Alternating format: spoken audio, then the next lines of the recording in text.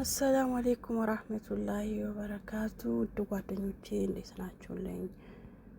እኔ ጋር አልሐምዱሊላህ ረብል ዓለሚን። ዛሬ በጣም ቆንጆ የሆነ የዶናት አሰራር ነው ይዤላችሁ የቀረብኩትኝ።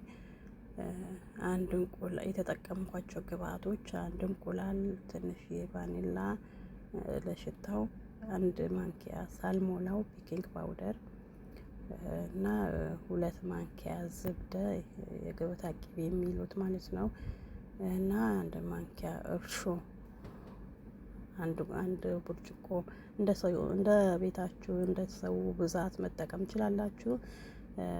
እኔ 1 ብርጭቆ ወተት ነው የተጠቀምኩት፣ ትንሽ ሞቅ ያለ። መጀመሪያ እርሾ በወተቱ 2 ማንኪያ ስኳር አድርጌ ለተወሰነ ለ10 ደቂቃ ቁጭ አድርጌዋለሁ እስከሚልልኝ እርሾ ማለት ነው። ከዛን በመቀጠል ዱቄቱ 2 ኩባያ ዱቄት ነው የጨመርኩትኝ 250 ሚል መለኪያ ካላችሁ ማለት ነው። እና እኔ በሱ የተጠቀምኩትኝ ሁለት ኩባያ በቂ ነው ለኔ ቤተሰቦቼ። እና ከዛን እንቁላል ከዱቄቱን ካደረኩኝ በኋላ እንቁላሉን መጨረሻ ላይ ነው ቤኪንግ ፓውደር የምጨምረው። ትንሽ የቁንጥር ጨው መጀመሪያ ስኳር 2 ማንኪያ አድርጌ ነበረ፣ ድጋሚ 3 ማንኪያ ጨምሬያለሁ ማለት ነው። ያው ዶናት ማለት ጣፋጭ ነገር ነው እና በአጠቃላይ 5 ማንኪያ ስኳር ማለት ነው የተጠቀምኩትኝ። ትንሽ ቁንጥር ጨው፣ ዘይት አልተጠቀምኩም ምክንያቱም ቂቤ ስለተጠቀምኩኝ ማለት ነው። እና እንዳልኳችሁ እነዚህን ግብአቶች በአንድ ላይ አድርጌ በመኪና መጣሁት። በደንብ ይቡካ፣ ግን በደንብ በእጃችሁም ከሆነ በደንብ ማሸት አለባችሁ። በመኪናም ከሆነ የተወሰነ 20 ደቂቃ በደንብ ያቦንት ማለት ነው። ከዛን ለ40 ደቂቃ ቁጭ አደረጉኝ። ከ40 ደቂቃ በኋላ ቆራረጥኩት። ከቆራረጥኩትኝ በኋላም ለተወሰነ ደቂቃ ለ5 ደቂቃ ድጋሚ ኩፍ እንዲል አስቀመጥኩት።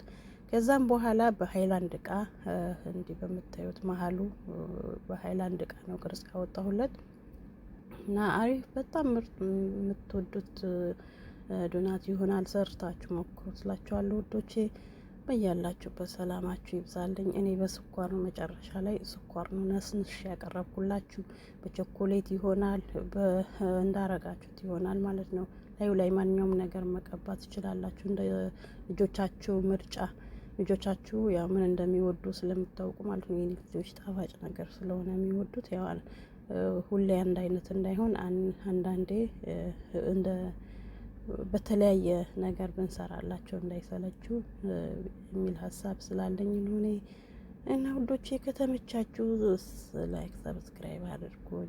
እንበረታታ፣ እንደጋገፍስ በራሳችን ውዶቼ። እና በያላችሁበት ሰላማችሁ ይብዛልኝ። ይሄው ዶናቴ በዚህ መልኩ ጠብሼ አውጥቼዋለሁ። በጣም ምርጥ ነው። እኔ በጣም ነው የወደድኩትኝ። በጣም ሶፍት ነው ውስጡ ማለት ነው።